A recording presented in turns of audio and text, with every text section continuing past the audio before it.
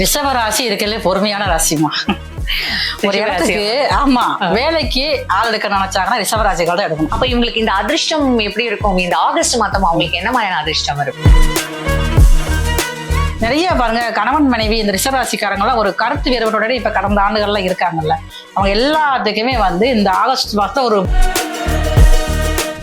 வேலை பார்க்குற இடத்துல ரொம்ப கவனமா வேலை பார்க்கணும். இந்த ஆகஸ்ட் மாசத்துலயே பாருங்க, அவங்க வீட்டுல சுபகாரியம் நடக்கிறதுக்கு வாய்ப்பு ரொம்ப அதிகமா இருக்கு. அதனால ரிஷபராசிக்காரங்க பள்ளியில் படிக்கிறவங்க, கல்லூரியில் படிக்கிறவங்க இருந்தாங்கன்னா அவங்களுடைய பேரண்ட்ஸ் ரொம்ப கவனமாக பார்த்துக்கணும்.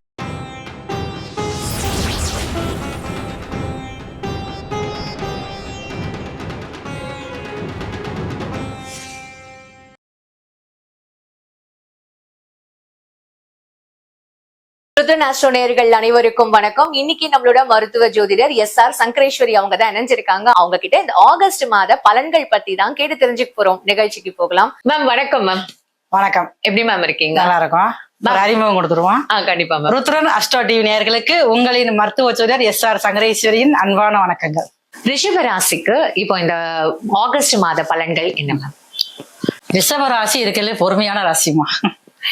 ஒரு இடத்துக்கு ஆமா வேலைக்கு ஆள் எடுக்க நினைச்சாங்கன்னா ரிஷபராசிகள் தான் எடுக்கணும். ஒர்க் பண்ணுவாங்க. பாக்குற ரிஷபராசில ரொம்ப நன்றி அப்படின்னு சொல்லுவாங்க. ரிஷபராசிக்காரங்க அவங்களுடைய ஓனருக்கு விசுவாசமா இருப்பாங்க. எந்த வேலை பார்த்தாலும் அப்படிதான். சம்பளம் கொடுக்காங்களோ கொடுக்கலையோ, எனக்கு காலையில எழுந்திரிச்ச உடனே சின்சியரா போய் ஆபீஸ்லயே உட்காந்துருவாங்க. அதே மாதிரி வேலையில அவ்வளவு பெர்ஃபெக்டா செய்யக்கூடிய ரிஷபராசிக்காரங்க தான். எல்லாம் திட்டுவாங்க, ஏன்பா அங்க சம்பளம் கம்மியா கொடுக்குறாங்க, வேறதுக்கு இல்ல எனக்கு அங்க பிடிச்சிருக்கு, என்னை நம்பி கொடுத்துருக்காங்கல்ல, நான் போய் பாக்குறேன் அப்படின்னு சொல்லக்கூடிய ரிஷபராசிக்காரங்க. அதுவும் போக பாருங்க, டிரைவர் வேலைக்கு அப்படின்னா ரிஷபராசிக்காரங்க தான். அதுவும் கூட கார்த்திகை நட்சத்திரம். ஓகே, ரொம்ப சேஃப்டியா வண்டி ஓட்டி போவாங்க.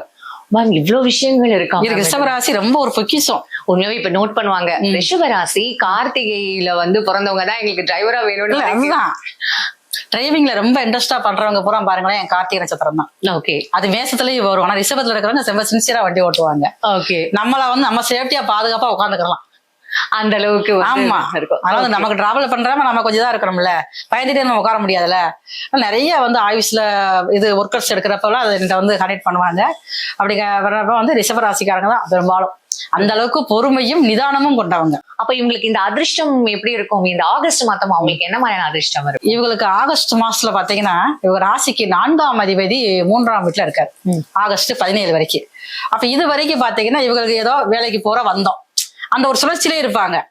அடுத்த கடை தாண்டவே மாட்டாங்க. அந்த மாற்றத்தை கொண்டு வரதுக்கே பெரிய இதா இருக்கும், போராடணும். ஓகே, ஆனா பாருங்க இந்த ஆகஸ்ட் மாசத்துலதான் இவங்களுக்கு, ஏன்னா குருவும் சேர்ந்து இருக்காரு 3ஆம் இடத்துல இருக்கிறதுனால புதியதாக முயற்சி எடுப்போம், நம்ம ஒரு புதிய இடத்துக்கு வேலைக்கு போவோம், இந்த இடத்துல இருந்து வேலையை மாறுவோம், ஒரு இடமாற்றம் வேணும், ஒரு பதவியில ப்ரமோஷன் வேணும். அதுக்கு இப்பதான் பாருங்க அவங்களுடைய ஓனர்கிட்ட போய் கேட்பாங்க, எனக்கு ஏதாவது கொஞ்சம் சம்பளத்தை கூட்டி கொடுங்க, இப்பயாவது கொடுங்க, எனக்கு ஏதாவது சலுகையை கொடுங்க. எனக்கு அப்புறம் வரவங்க வேலை கூட பார்க்க மாட்டேங்காங்க, ஓபி அடிச்சுக்கிட்டு இருக்காங்க. ஆனா அவங்க செய்யறது அவங்களுக்கு தெரியுது, நான் எவ்வளவு தூரம் சின்சியரா பண்ணிக்கிட்டு இருக்கேன், நான் சரிதா அப்படின்னு சொல்லக்கூடியது ரிஷபராசிக்காரருக்கு இந்த ஆகஸ்ட் மாசத்துல அவங்கள பத்தி ஒரு எண்ணங்கள் உருவாகும். கணக்குன்னு செய்வோம் எண்ணங்கள்லாம் உருவாகும் பாத்துக்க. அதே மாதிரி ரிஷபராசிக்காரங்க அவங்க உடன் பிறந்தவங்கிட்ட ரொம்ப அவங்களுக்காகவே ஓடுவாங்க. ஏதாவது ஒரு பிரச்சனை பாருங்க இவதான் போய் இருப்பாங்க. அந்த மாதிரி இருக்கிறவங்க இப்ப தன்னை பத்தி யோசிக்கக்கூடியவங்க. அதே நேரத்துல பாருங்க ரிஷபராசிக்காரங்களுக்கு சனி வக்ரமா இருந்து 5ஆம் வீட்டை பாக்குறாங்க.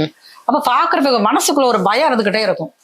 நிறைய பாருங்க, கணவன் மனைவி இந்த ரிஷபராசிக்காரங்களாம் ஒரு கருத்து வேறுபாட்டோட இப்ப கடந்த ஆண்டுகள்ல இருக்காங்கல்ல, அவங்க எல்லாத்துக்குமே இந்த ஆகஸ்ட் மாசத்துல ஒரு முடிவுக்கு ஒற்றுமையாக இருந்து வாழக்கூடிய அமைப்புல தான் இந்த ஆகஸ்ட் மாதம் இருக்குது. ஓகே, இதுவே ஒரு நல்ல செய்தியா இருக்கு.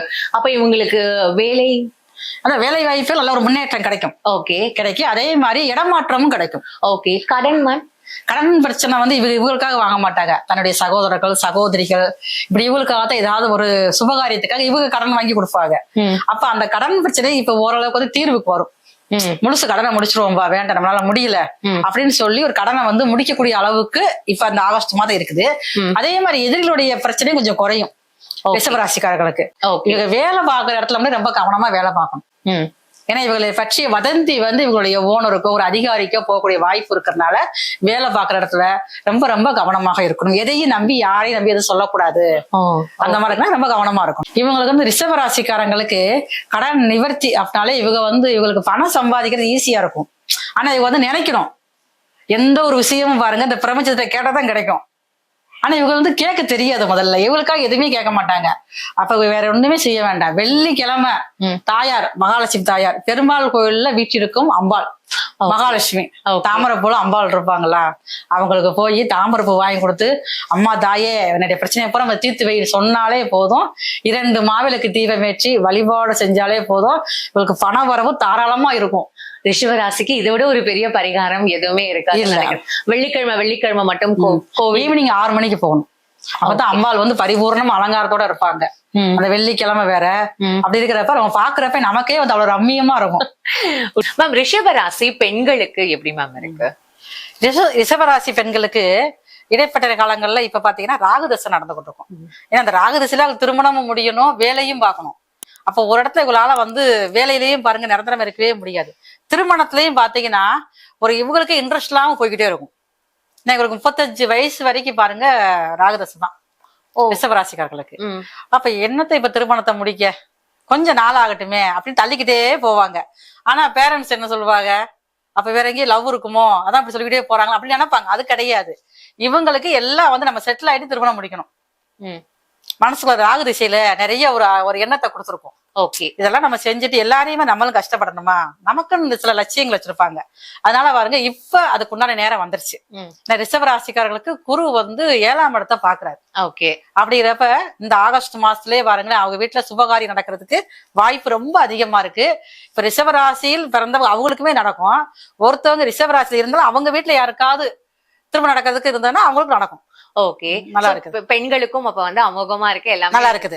திருமணம் மாணவர்கள் மேம் படிக்கிற மாணவர்கள் தான், கல்லூரியில் படிக்கிறவங்க பள்ளியில் படிக்கிற மாணவர்கள் மட்டும்தான் கொஞ்சம் கவனமாக இருக்கணும். ஏன்னா குருவோட பார்வையும் அவங்களுக்கு வந்து 7ஆம் இடத்துல இருக்குது. அதே நேரத்துல சனியோட பார்வை வந்து ரிஷபராசிக்காரங்க 5ஆம் வீட்டுல படுது. அப்ப அந்த ஃப்ரெண்ட்ஸால ஏதாவது சின்னதாக ஒரு பழக்கத்துக்கு அடிமையானா கூட இவங்களால வந்து மீள முடியாம போயிடும்.